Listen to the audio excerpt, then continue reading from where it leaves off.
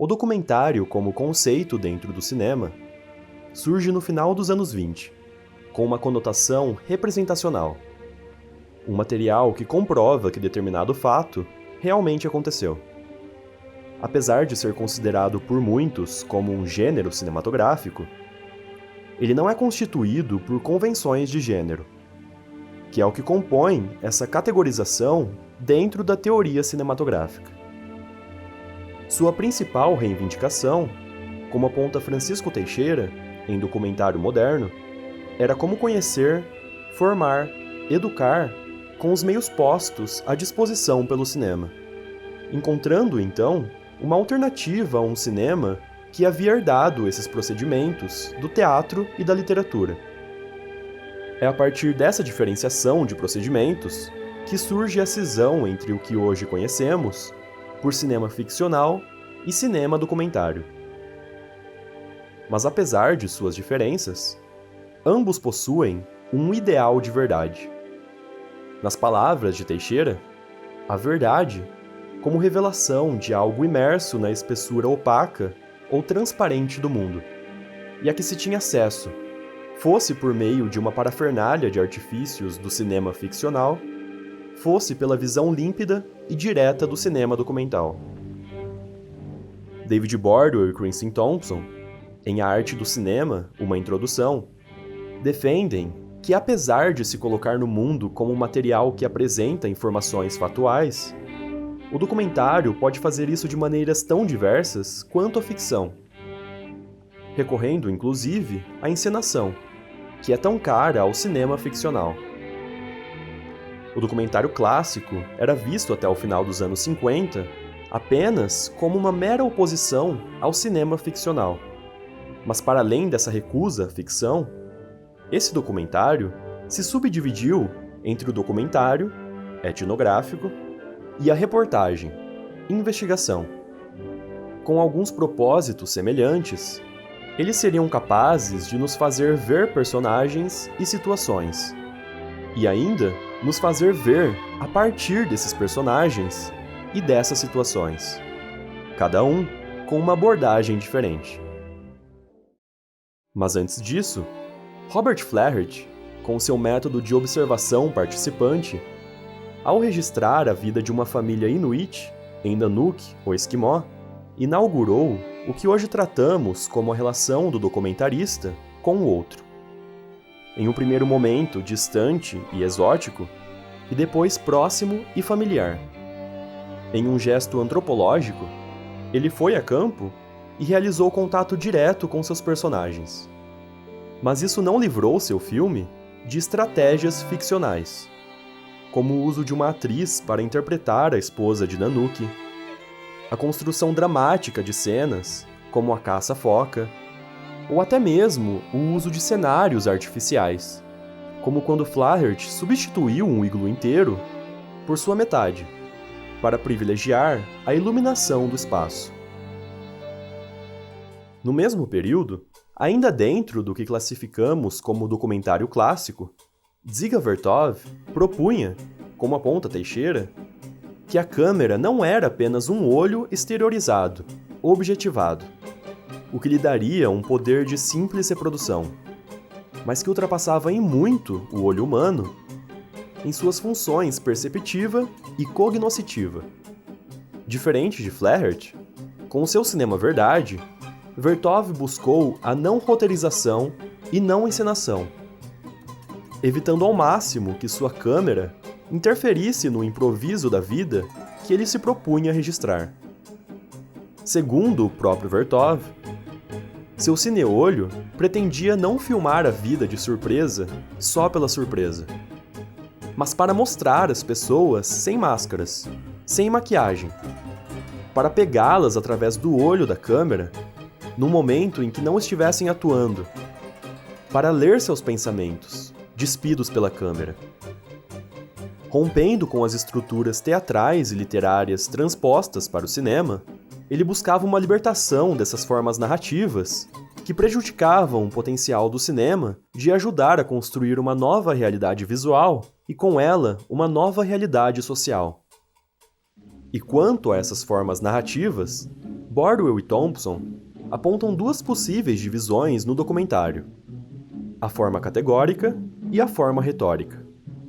A primeira classificação parte do conceito de categorias, formas de agrupamentos criados para organizar o nosso conhecimento sobre o mundo. E essa segmentação em categorias pode ser a base para a organização formal de um filme. É o que acontece em Olímpia, de Leni Riefenstahl. Para organizar o registro das Olimpíadas de Berlim em 2 longas, a diretora optou por segmentar os jogos em subcategorias inseridas no mesmo evento. E essa segmentação apresenta riscos. Um deles é a tendência de um desenvolvimento simples que pode entediar o espectador. Assim, o cineasta deve buscar fugir de repetições narrativas ao organizar categorias, introduzindo variações no enredo que sejam capazes de ajustar as expectativas do espectador. É o que Leni Riefenstahl faz ao organizar seu filme em um padrão ABA. Para atingir seu objetivo de enfatizar a cooperação internacional inerente nas Olimpíadas, ela parte de uma etapa do longa dedicada somente aos jogos, sem se concentrar nos traços de competitividade entre os participantes. Em seguida, certa dramaticidade é adicionada ao filme quando acompanhamos individualmente, em pequenas narrativas, alguns atletas que podem ou não falhar em suas competições. E por fim, a diluição da competitividade retorna.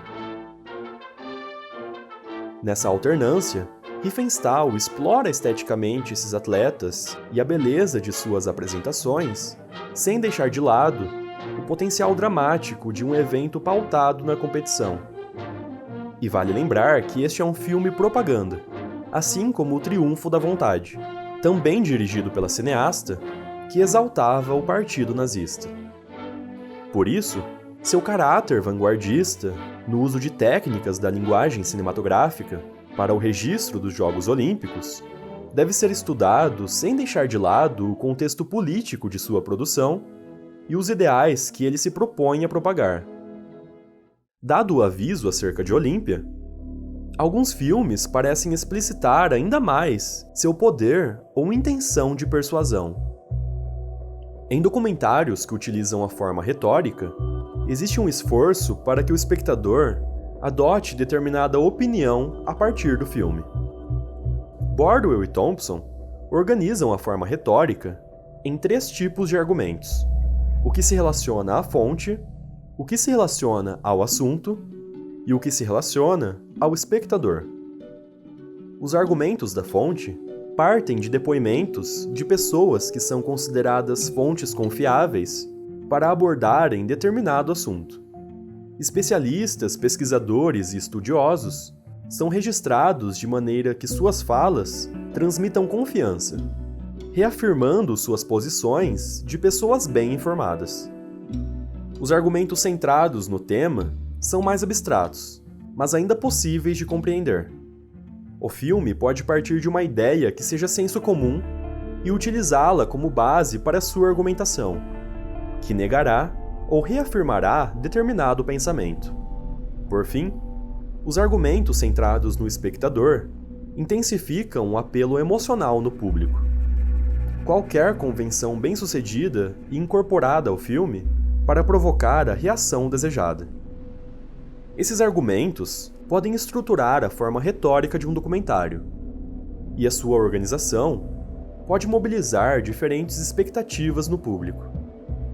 Ao apresentar um problema em um filme, em seguida descrevê-lo detalhadamente, e apenas depois revelar o ponto de vista do documentário acerca daquele tema, cria-se uma atmosfera de curiosidade, permitindo que o espectador preveja possíveis caminhos e soluções que serão defendidas. Mas, acima de tudo, é importante saber reconhecer como opera a estrutura formal, narrativa e argumentativa de um documentário. Não apenas para saber como fazê-los, mas para também desvelar os interesses que fundam toda a sua produção. E se você se interessa por cinema, seja ele documental ou ficcional, e quer aprender sobre as diversas áreas do audiovisual, seu lugar é a AV Makers, uma plataforma que conta com mais de 200 cursos e formações completas, além de oferecer suporte direto de nossos instrutores especializados. E com o cupom AVRAF99, você paga apenas R$ 99 por mês para ter acesso a todo esse conhecimento. Então, se você adora cinema e deseja aprimorar suas habilidades no mundo do audiovisual, a AV Makers é a solução perfeita para você.